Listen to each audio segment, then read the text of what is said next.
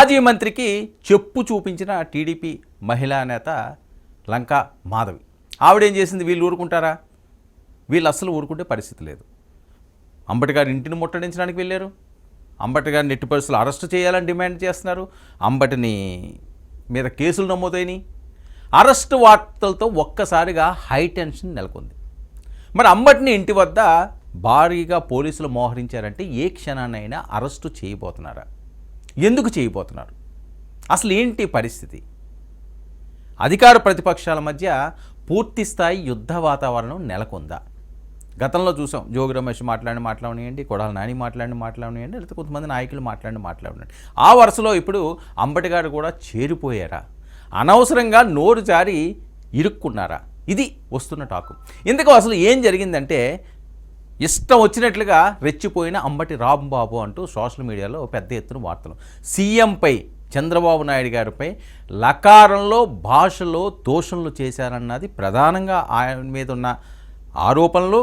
అలాగే ఆయన మాట్లాడిన వీడియో ఇప్పుడు సోషల్ మీడియాలో పెద్ద ఎత్తున తెలుగు తమ్ముళ్ళు ట్రోల్ చేయడమే కాకుండా అంబటిని ఏకి పారేస్తున్నారు. ఇదే పోలీస్ కేసు కూడా ప్రధాన కారణమైంది. అధికారం పోయినా వైసీపీ నేతలు నోటు దురుసు తగ్గలేదు, ఇష్టం వచ్చినట్లుగా చేస్తున్నాడు. ఏం చూసుకుని ఇంతలా రెచ్చిపోతున్నాడు? ఇది జనసైనికులు అవనియండి, లేకపోతే తెలుగుదేశం పార్టీ శ్రేణులు అవనియండి, వాళ్ళ మీద నిప్పులు కక్కుతున్నాడు. ఇక అంబటిపై పోలీసులకి ఫిర్యాదు చేసిన తెలుగుదేశం పార్టీ నేతలు, ఆయన్ను పోలీసులు ఏ క్షణమైనా అరెస్టు చేసే అవకాశం, అంబటి అరెస్టు చేస్తే ఊరుకోమంటూ వైసీపీ శ్రేణుల నినాదాలు. అసలు జగన్ సీఎంగా ఉన్నప్పుడు బూతులతో స్వైర విహారం చేశారనుకుంటూ పెద్ద ఎత్తున జరిగిన ప్రచారం అవనియండి, కొన్ని అంశాలు అవనియండి మనం చూసాం. అందుకే వాళ్ళకి ఆ పరిస్థితి వచ్చిందని కూడా. మరి ఇప్పుడు కూడా అదే విధంగా చేస్తున్నారా? అసలు ఎందుకు వచ్చింది ఈ అంశం అంతా? గతంలో పవన్ కళ్యాణ్పై కూడా జోగి రమేష్ లకారం భాష మాట్లాడడం, ద్వారంపూడి చంద్రశేఖర్ రెడ్డి కూడా పవన్పై లకారం భాష మాట్లాడడం, లోకేష్ పుట్టుకునే అవమానించిన వల్లభనేని వంశీ, అలాగే కొడాలి నాని బూతులకు అదుపు లేదు. మహిళ అయినా రోజా గారు మాట తీరు కూడా అందరికీ తెలిసిందే. ఆవిడ కూడా కొద్దిగా స్పీడ్గానే మాట్లాడుతుంటారు. సో ఇవన్నీ కూడా వాళ్ళు ఇంత దారుణంగా ఓడిపోవడానికి, వాళ్ళ పతనానికి ప్రధాన సూత్రధారులు, పాత్రధారులు వాళ్ళే అయ్యారు అని. సరే, ఇప్పుడు అధికారం కోల్పోయిన తర్వాత కూడా 11 సీట్లకు పరిమితం అయిపోయిన తర్వాత కూడా ఈ రకంగా మాట్లాడితే పరిస్థితి ఏంటి? సరే, కావాలని ఎవరో మాట్లాడరు, అది ఫ్లోలోనే మాట్లాడుండొచ్చు, ఆ స్పీడ్లోనే మాట్లాడచ్చు. ఎలా మాట్లాడినప్పటికీ కూడా ఆ మాట మంచిది కాదు. అలాంటి మాటలు సీఎం స్థాయి వ్యక్తిని మాట్లాడితే ఎవరు ఊరుకుంటారు? వీళ్ళు ఊరుకుంటే పరిస్థితి లేదు కదా. వీళ్ళు కూడా ఎప్పుడు ఎవరు దొరుకుతారా అన్నట్లుగానే ఉండే పరిస్థితి ఉంటుంది అధికార ప్రతిపక్షంలో. అప్పట్లో మనం చూసాం, జగన్మోహన్ రెడ్డి గారిని పట్టాభి ఏం మాట్లాడారు? అది ఎంత పెద్ద ఇష్యూ అయ్యింది. ఆయన ఇంటికి వెళ్ళి విధ్వంసం చూసి మనోభావాలు దెబ్బతింటాయి ఖచ్చితంగా ఒక నాయకుడిని. అంటే అప్పుడు ఆయన సీఎం, ఇప్పుడు చంద్రబాబు నాయుడు గారు సీఎం. మరి చంద్రబాబు నాయుడు గారు సీఎంని లకారం మాటలతో మాట్లాడితే ఊరుకుంటారా? ఎందుకంటే సోషల్ మీడియాలో వస్తున్న వీడియోలు అవి. ఇప్పుడు ఎవరో అది క్రియేట్ చేసింది కాదు, కాదు, డైరెక్ట్గా ఆయన మాట్లాడిన మాటలు.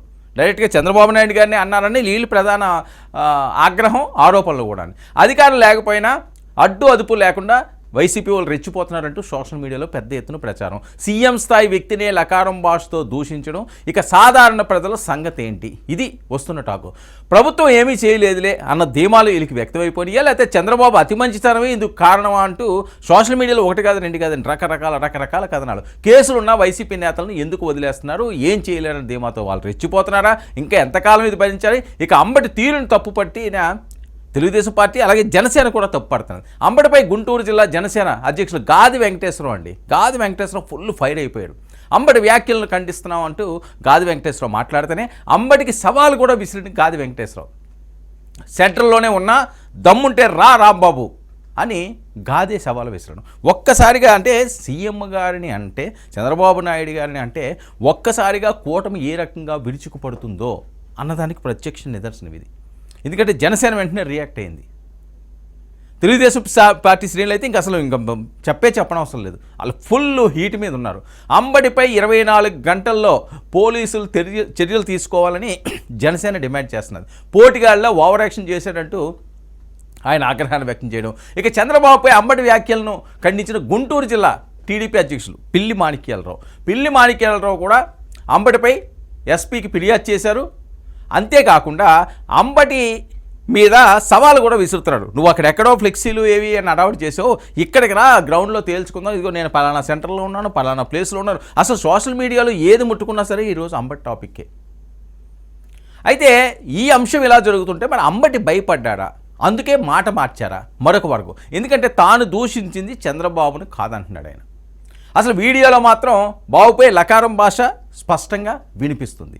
మరి దీంతో ఆయన భయపడ్డాడా?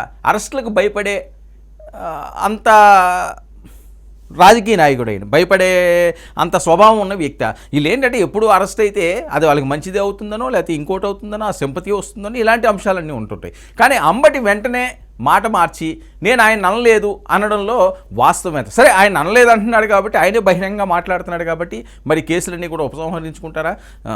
అతను ఆయన అనలేదు కాబట్టి ఇంకొకరిని అన్నారు కాబట్టి వాళ్ళ మీదకి వెళ్తారా? ఎవరినన్నా ఎవరిని అనకపోయినా సామాన్య మానవుడినన్నా తప్పే, అది ఎవరు చేసినా సరేని. సో దాని మీద ఒక కేసులు పెడతారా, అరెస్టులు అవుతారా, రిమాండ్, ఇవన్నీ కూడా తర్వాత అంశం.